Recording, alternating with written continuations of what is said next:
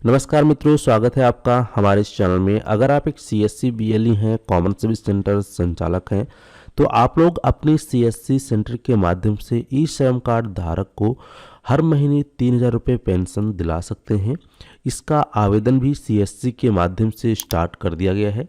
जितने भी CSC BLE भाई हैं, अगर आप लोग सीएससी के माध्यम से अतिरिक्त कमीशन प्राप्त करना चाहते हैं, तो ऐसे में जितने भी ई श्रम कार्ड धारक हैं जिनका कि ई श्रम कार्ड बन चुका है, उन सभी का आप लोग एक बार फिर से रजिस्ट्रेशन कर सकते हैं, जहां पर उनको गवर्नमेंट के माध्यम से हर महीने 3,000 रुपये पेंशन के रूप में दिया जाएगा। और इसका रजिस्ट्रेशन बीएलई किस प्रकार से करेंगे, मंथली कस्टमर को जो ई श्रम कार्ड होल्डर है उसको कितना अमाउंट जमा करना होगा, कंप्लीट प्रोसेस आज की इस वीडियो में आपको बताने वाले हैं। तो वीडियो को शुरू से लेकर अंत तक जरूर देखना है।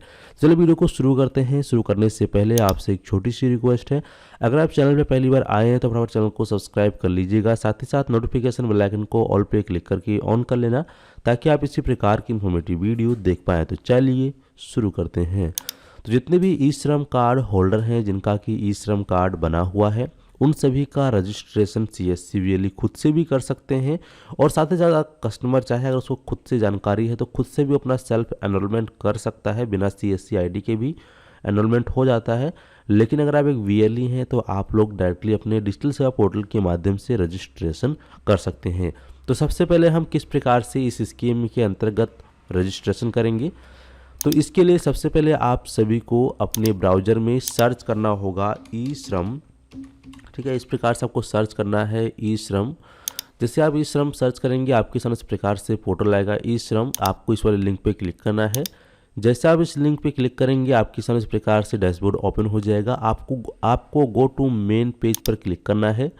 इस पे क्लिक करने के बाद आपके सामने इस प्रकार से ई श्रम कार्ड का जो ऑफिशियल पोर्टल है यह ओपन हो जाएगा।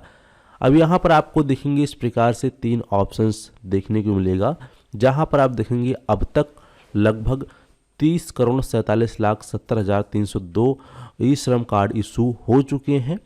तो ऐसे में अगर जिस व्यक्ति का ई श्रम कार्ड नहीं बना है तो आप डायरेक्टली रजिस्टर ऑन ई श्रम पे क्लिक करके उसका सबसे पहले आधार ओटीपी के जरिए या बायोमेट्रिक के जरिए आप उसका ई श्रम कार्ड बना सकते हैं। बिल्कुल फ्री में ही आप यहाँ से बना पाएंगे। सीएससी के माध्यम से बना सकते हैं, बिना सीएससी के भी बना सकते हैं। ठीक है, अब इसी के ठीक नीचे एक आपको ऑप्शन मिलेगा for pension of 3,000 month register on मानधन.in। ठीक है, यही वो स्कीम है जिसके अंतर्गत ई श्रम कार्ड होल्डर को 3,000 रुपये पर मंथ दिया जाएगा पेंशन के रूप में। तो इसका रजिस्ट्रेशन किस प्रकार से करना है और जो ई श्रम कार्ड होल्डर होंगे उनको हर मंथ कितने रुपए जमा करने होंगे और कितनी उम्र के बाद उनको पेंशन मिलेगा, यह जानेंगे। तो रजिस्टर ऑन मानधन.in पर हम क्लिक करेंगे। इस पर क्लिक करने के बाद आपके सामने इस प्रकार से डैशबोर्ड ओपन हो जाएगा। यहाँ पे आपको पॉप आएगा, आपको इसको क्लोज करना है। इसके बाद यहाँ आपको ऑप्शन दिखाई देगा लॉगिन का, आप डायरेक्टली लॉगिन पे क्लिक कर सकते हैं, या फिर थोड़ा सा आप और नीचे आएंगे, यहाँ पर इसके बारे में और आप नॉलेज इकट्ठा कर सकते हैं। अब तक कितने लोगों ने अभी तक रजिस्ट्रेशन किया है और एलिजिबिलिटी क्या रहनी चाहिए, तो यहाँ पर आप देखेंगे जिसका भी आप यहाँ पे रजिस्ट्रेशन करेंगे उसका ई श्रम कार्ड बना होना चाहिए, उसकी उम्र 18 से 40 के बीच में होनी चाहिए, उसका मंथली इनकम 15,000 से अधिक नहीं होना चाहिए। ठीक है, ये चीज़ यहाँ पे बताया गया है। और फीचर यहाँ पे देख सकते हैं कि 3,000 आप मंथ जो है पेंशन दिया जाएगा। तो रजिस्ट्रेशन करने के लिए यहाँ आपको लॉगिन का बटन दिखाई देगा। लॉगिन वाले ऑप्शन पे आप क्लिक करेंगे। इस पर क्लिक करने के बाद आपके सामने इस प्रकार से इंटरफेस आएगा। आपको ओके पर क्लिक करना है। ओके पे क्लिक करने के बाद आपके सामने इस प्रकार से डैशबोर्ड ओपन हो जाएगा।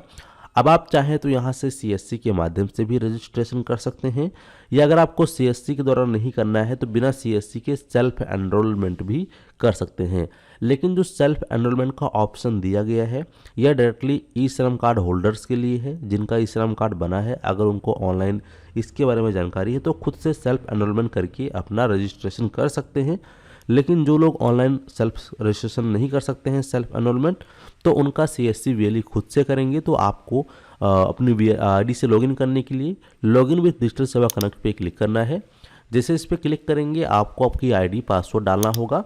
तो यहाँ पर जो भी आपका आईडी पासवर्ड है, अपना आईडी पासवर्ड डालने के बाद जो भी कैप्चा कोड आपको दर्शाया गया है, कैप्चा कोड आप यहाँ डालेंगे।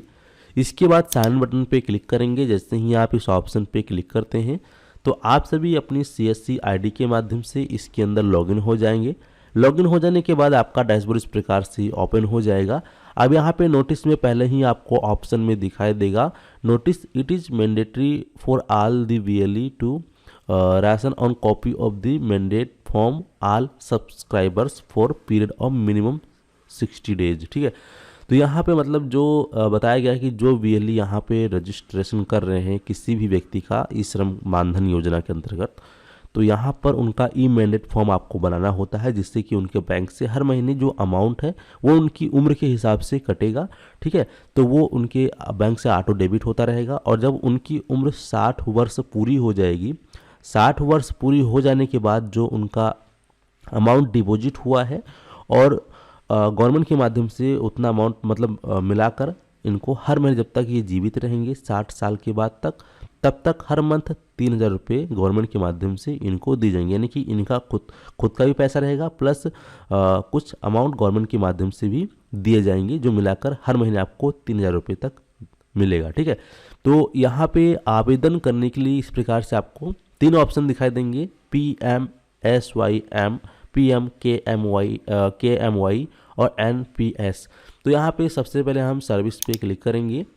इसके बाद इस प्रकार से आपको ऑप्शन दिखाई देगा, एनरोलमेंट, डोनेट ई पेंशन, रिबिल module, check claim status, account statement, मोनेट rejection, update profile, reprint card. आप यहाँ से उसका कार्ड भी प्रिंट करके दे सकते हैं, जो आप यहाँ से स्कीम के तहत उसका आवेदन करेंगे उसका कार्ड भी बनेगा, और यहाँ से आप एग्जिट कर सकते हैं।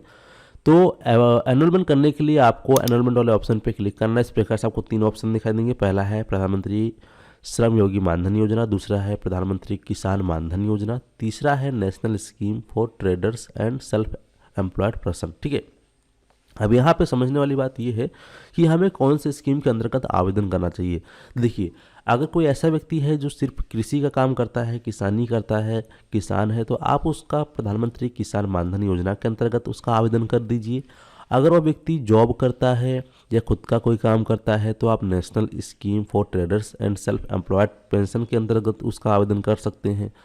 साथ ही साथ जो लोग मजदूरी करते हैं, मतलब जो काम कर रहे हैं, उनका भी आप लोग यहाँ से कर सकते हैं। तो इसमें जो भी स्कीम में आपको उसका आवेदन करना है उसको पहले बता दीजिएगा, वो जो कहेगा उसमें आपको आवेदन यहाँ पे करना है। जैसे फर्स्ट में करूँगा प्रधानमंत्री श्रम योगी मानधन योजना। इस पर क्लिक करने के बाद हमारे सामने इस प्रकार से इंटरफेस आएगा। ये पूछ रहा है आर यू रजिस्टर इन ई श्रम। तो यहाँ पे ध्यान रहे कि उसका ई श्रम कार्ड बना हुआ होना चाहिए। अगर ई श्रम कार्ड नहीं बना है तो मैंने आपको भी पहले ही प्रोसेस बता दिया है कि बिल्कुल फ्री में ही आप लोग बिना CSC और CSC के भी बना सकते हैं। ई श्रम कार्ड आधार OTP के थ्रू तुरंत बन जाएगा, हैंड टू हैंड जनरेट भी हो जाएगा।